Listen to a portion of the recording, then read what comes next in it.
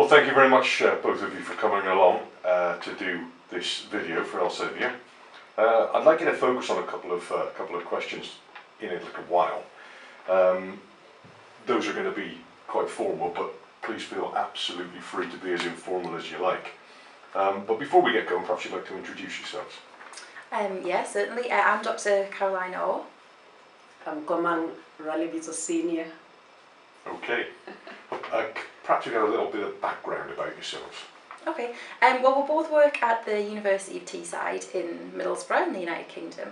I'm quite at the very early stages of my career. I did my PhD in kind of a molecular biology area at Northumbria. I've done some postdoctoral research at Newcastle, and I'm now lecturing at Teesside, sort of at the beginnings of my sort of proper academic career.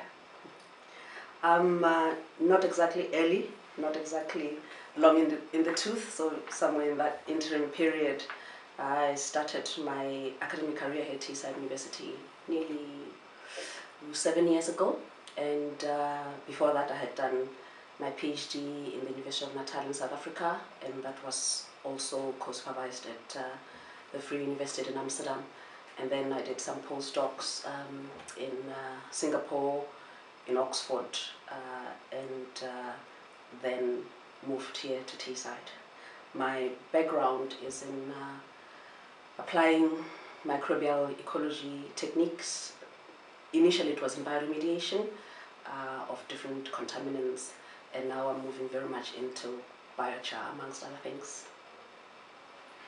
Well, that moves very nicely into what particular research areas are you most interested in, what you're passionate about, what excites you? Bacteria.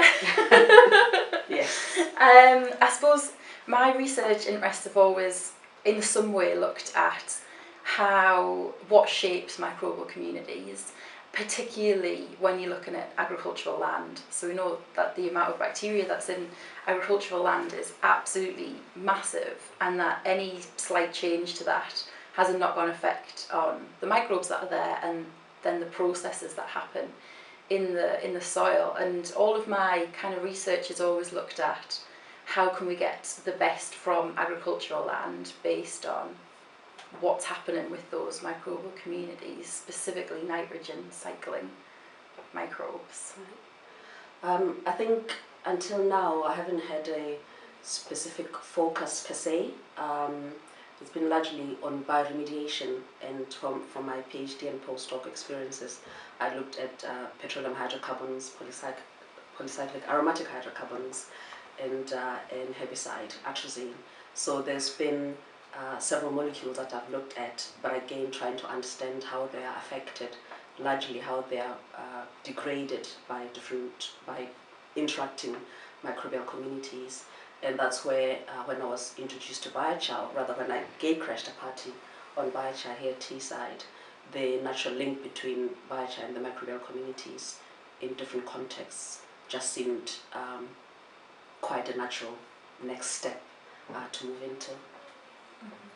Well, you both seem to get on very well together. How did you first meet and start working together?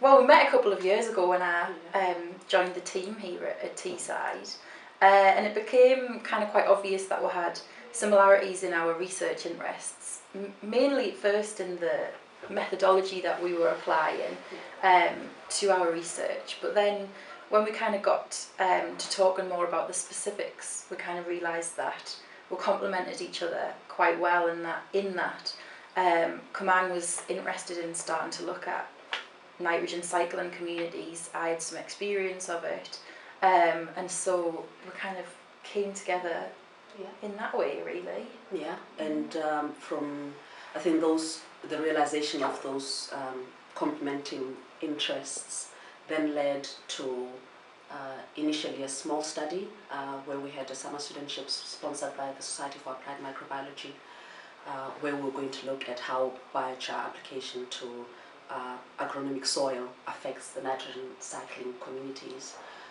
And then that led on to a Teesside University research funded project.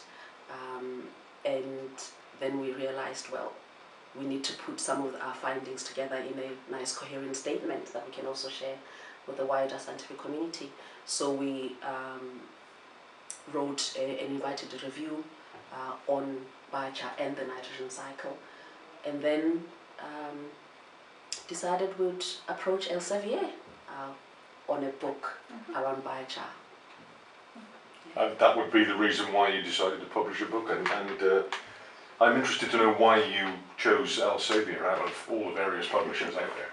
That was an interesting process, wasn't it? It was an interesting process. I suppose just the decision to, to start putting together a book was quite a big decision to begin with, and seemed like a big challenge. I don't think we would have done it individually. I think we needed each other to kind of take each other on to really do that. And really, we just looked at the books that were on our bookshelves, looked online at the forms and the actual process of contacting the different publishers. And Elsevier was our first choice, so we're very pleased that we got our first choice. Just because it seemed to have the reputation, but also just clarity in the process of actually applying to them in the first place. Clarity and a degree of smoothness in the process to actually propose for a book. And it's been a great process, really, because we each of sort of step of the way we've had dedicated people at Elsevier to contact and to help us through the process. So we've really felt like it's not just been myself and Komang doing this on our own. We've had like a team who can help us put it together, which is been good for us as it's our first book. First book.